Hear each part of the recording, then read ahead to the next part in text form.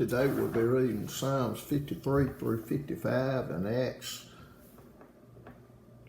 27 verses 26 through 44. Psalms chapter 53. The fool has said in his heart, there is no God. Corrupt are they, and have done abominable iniquity. There is none that doeth good. God looked down from heaven upon the children of men to see if there were any that did understand, that did seek God. Every one of them is gone back. They are altogether become filthy. There is none that doeth good, no, not one. Have the workers of iniquity no knowledge? Who eat up my people as they eat up bread? They have not called upon God. There were they in great fear, where no fear was, for God hath scattered the bones of him that encampeth against thee. Thou hast put them to shame, because God hath despised them. Oh, that the salvation of Israel were come out of Zion, when God bringeth back the captivity of his people. Jacob shall rejoice, and Israel shall be glad. Psalms chapter 54. Save me, O God, by thy name, and judge me by thy strength. Hear my prayer, O God. Give ear to the words of my mouth. For strangers are risen up against me, and oppressors seek after my soul. They have not set God before them. Selah. Behold, God is mine helper. The Lord is with them that uphold my soul. He shall reward evil unto mine enemies, cut them off in thy truth. I will freely sacrifice unto thee. I will praise thy name, O Lord, for it is good. For he hath delivered me out of all trouble, and mine eye hath seen his desire upon mine enemies. Psalms chapter 55.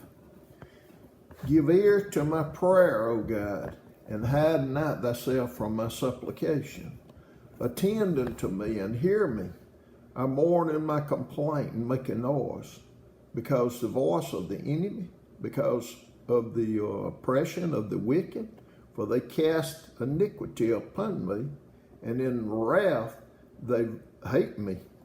My heart is sore pain within me, and the terrors of death are fallen upon me. Fearfulness and trembling are come upon me, and horror hath overwhelmed me. And I said, oh, that I had wings like a dove, for then would I fly away and be at rest. Lo, then would I wander far off and remain in the wilderness. Selah. I would hasten my escape from the windy storm and tempest. Destroy, O Lord, and divide their tongues, for I have seen violence and strife in the city. Day and night they go about it, upon the walls thereof. Mischief also and sorrow are in the midst of it. Wickedness is in the midst thereof. Deceit and guile depart not far from her streets.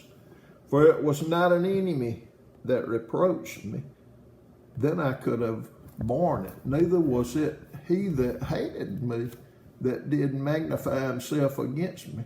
Then I would have hid myself from him. But it was thou, a man, mine equal, my guide, and mine acquaintance. We took sweet counsel together, and walked unto the house of God in company.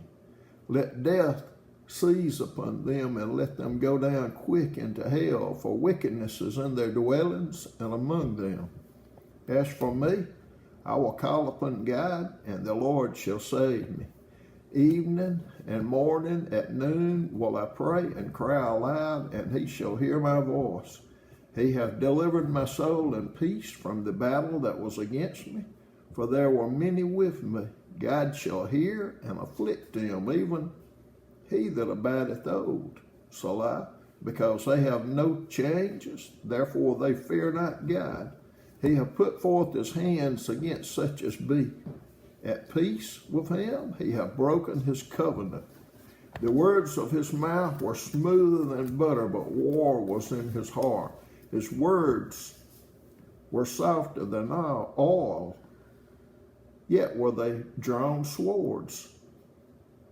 Cast thy burden upon the Lord, and he shall sustain thee. He shall never suffer the righteous to be moved. Be thou, O God, shalt bring them down into the pit of destruction. Bloody and deceitful men shall not live out half their days, but I will trust in thee. Acts chapter 27, verses 26 through 44.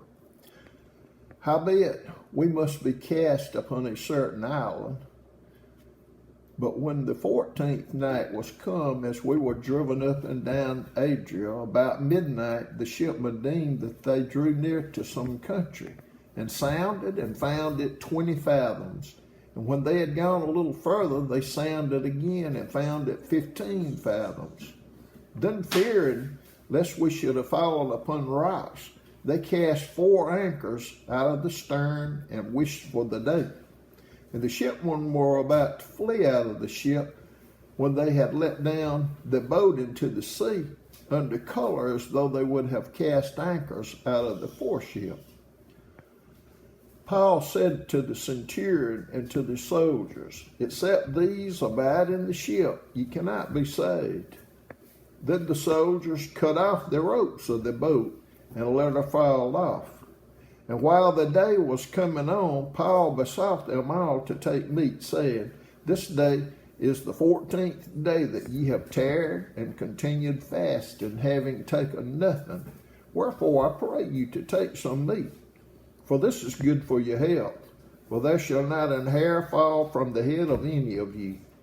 And when he had thus spoken, he took bread and gave thanks to God in the presence of them all. And when he had broken it, he began to eat. Then were they all of good cheer, and they also took some meat. And we were in all in the ship 260 souls. And when they had eaten enough, they lightened the ship and cast out the wheat into the sea. And when it was day, they knew not the land, but they discovered a certain creek with a shore, into the which they were minded, if it were possible, to thrust in the ship. And when they had taken up the anchors, they committed themselves into the sea, and loosed the rudder bands, and hoisted up the mainsail to the wind, and made toward shore. And falling into a place where 2 seas met, they ran the ship aground, and the forepart stuck fast and remained unmovable, but the hinder part was broken with the violence of the waves. And the soldiers' counsel was to kill the prisoners, lest any of them should swim out and escape.